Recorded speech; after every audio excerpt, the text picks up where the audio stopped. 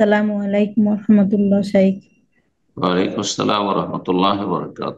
জি, শাইখ, আমি ঢাকা থেকে বলছি যে আমার বলেন। বড় আমার বড় ভাই সে একটু মানে আর্থিক দিক দিয়ে মানে কষ্টে আছে।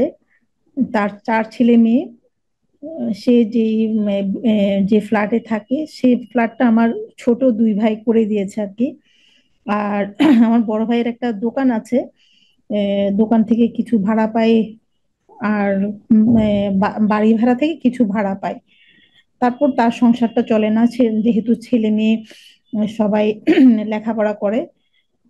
মাসের শেষে তার অনেক কষ্ট হয়ে যায়।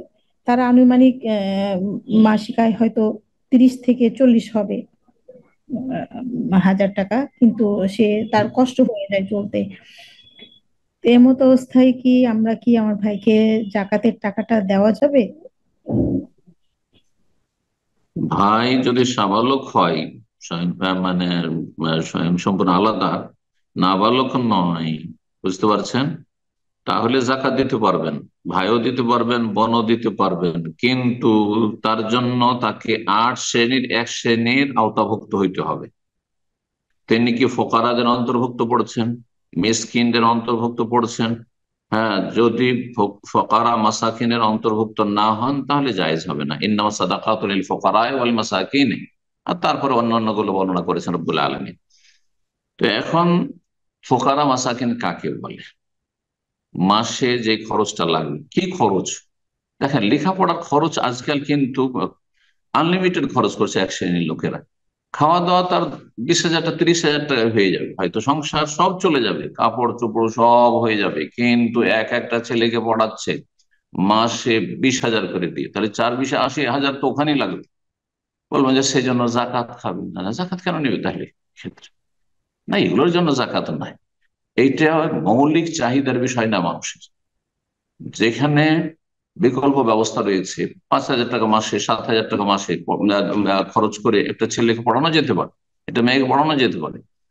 সেখানে আমি 50,000 টাকা মাসে খরচ করে পড়াবো, আমি বিদেশে পড়াবো আর জাকাত খাবো, এটা কিন্তু জায়েজ নাই।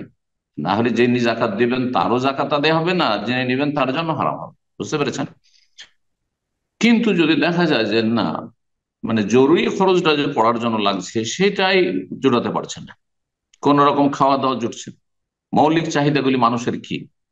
একটা হচ্ছে খাওয়া দাওয়া খরচ, একটা হচ্ছে যদি বাড়ি ভাড়া থাকে তো আপনার ভাড়া, বাসা বাড়ির ভাড়া, চিকিৎসা, জি, বস্ত্র, এগুলো হচ্ছে মানুষের মৌলিক চাহিদা। আর তালিম, শিক্ষার খরচ, শিক্ষার খরচ সরকারি স্কুলে পড়বে, হ্যাঁ, আর প্রাইভেট স্কুলে পড়ে যেগুলো একবারে সর্বনিম্ন খরচে পড়া যেতে পারে, অন্যান্য আশেপাশের লোকেরা সেখানে ছেলে ছেলে মেয়ে পড়াচ্ছে সেখানে পড়াবে।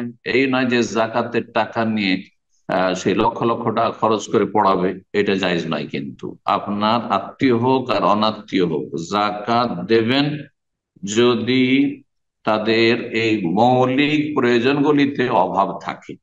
যদি একেবারে খুব বেশি অভাব থাকে, সামান্য কিছু আছে অধিকাংশটা নাই, তাহলে তাদেরকে ফোকারা অন্তর্ভুক্ত করা হয়েছে। আর যদি দেখা যায় যে না, তাদের কাছে 70% 80% আছে, কিন্তু 10% 20% নেই, সামান্য কিছু অভাব হয়ে যাচ্ছে, তো ততটা পরিমাণ জাকাত দিতে পারবেন, ততটা জাকাত তারা নিতে পারবেন। তো আপনার ভাইয়ের অবস্থা বুঝে আপনি জাকাত দিতে পারেন যদি জাকাতের হকদার হন, আর তারাও নিতে পারেন যদি জাকাতের হকদার হন। এক একটা ছেলে মেয়ে পড়ানোতে কত খরচ করছে সে, সাধারণ স্কুলগুলিতে পড়ালে কত খরচ, সেই খরচটা দিতে পারবে না, সে খরচটা দিতে পারবে।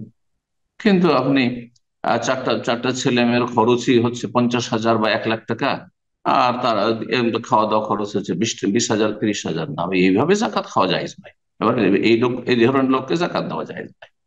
বিষয়গুলি বুঝে নিয়ে জাকাত দেবেন, কারণ জাকাত হচ্ছে একটি ইবাদত। যদি কবুল না হয় তো আপনার ইবাদত কবুল হয়নি, ফরজ কবুল হয়নি।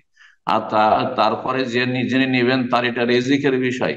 যদি তিনি হকদার হন তাহলে তার রিজিক হালাল, আর হকদার না হন তো তার রিজিক হারাম। ফাত্তাকুল্লাহ। সুতরাং জাকাত দাতা এবং জাকাত যিনি গ্রহণ করবেন উভয় আল্লাহকে ভয় করুন। বারাকাল্লাহ ফিকুম। যদি হালাল হয় তাহলে নিতে পারেন এবং দিতে পারেন। আল্লাহু আলাম।